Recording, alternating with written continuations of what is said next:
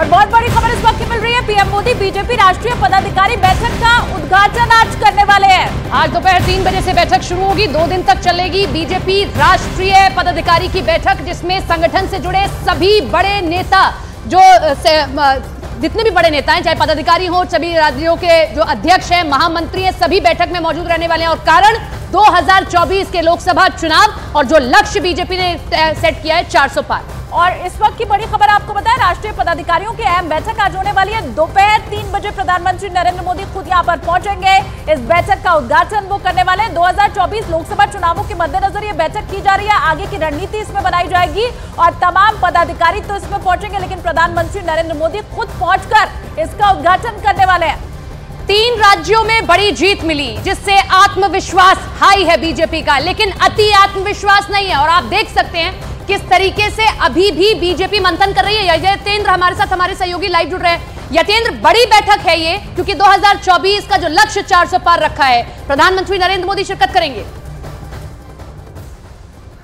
देखिए, बिल्कुल बड़ी बैठक है और इससे समझना चाहिए कि इनकी खासियत है प्रधानमंत्री नरेंद्र मोदी, गृह मंत्री अमित शाह, बीजेपी अध्यक्ष जेपी नड्डा की, कि काम में लगे रहते हैं खुद भी और पूरे संगठन को लगाए भी रखते हैं। क्योंकि प्रधानमंत्री मोदी कई बार कह चुके हैं कि संगठन के कारण ही सरकारें, यानी कि संगठन ही सर्वोपरि है। ऐसे में पार्लियामेंट सेशन खत्म हुआ, तुरंत राष्ट्रीय पदाधिकारियों की बैठक बुला ली गई और केवल राष्ट्रीय पदाधिकारी नहीं, सभी राज्यों के प्रदेश अध्यक्ष, प्रदेश संगठन मंत्री, प्रदेश प्रभारी, सह प्रभारी और जो मोर्चों के जो राष्ट्रीय अध्यक्ष हैं वो इस बैठक में मौजूद रहेंगे। और कल तक, यानी कि 2 दिन तक ये बैठक चलेगी। आज दोपहर 3 बजे प्रधानमंत्री नरेंद्र मोदी बीजेपी राष्ट्रीय पदाधिकारी बैठक का शुभारंभ करेंगे और कल तक मंथन होगा, लोकसभा चुनाव की रणनीति तैयार होगी। इसके साथ ही जो सरकार की योजनाएं चल रही हैं, खासकर विकसित भारत यात्रा जो चल रही है, उसकी समीक्षा होगी कि भारत जो मोदी सरकार की जो नीतियां हैं, जो योजना है, उनका कितना लाभ लाभार्थियों को मिला, उसमें अगर कहीं कोई दिक्कत है तो उसमें क्या सुधार किया जा सकता है या क्या और अच्छा किया जा सकता है, उस पूरी यात्रा की समीक्षा यहां पर की जाएगी। और जो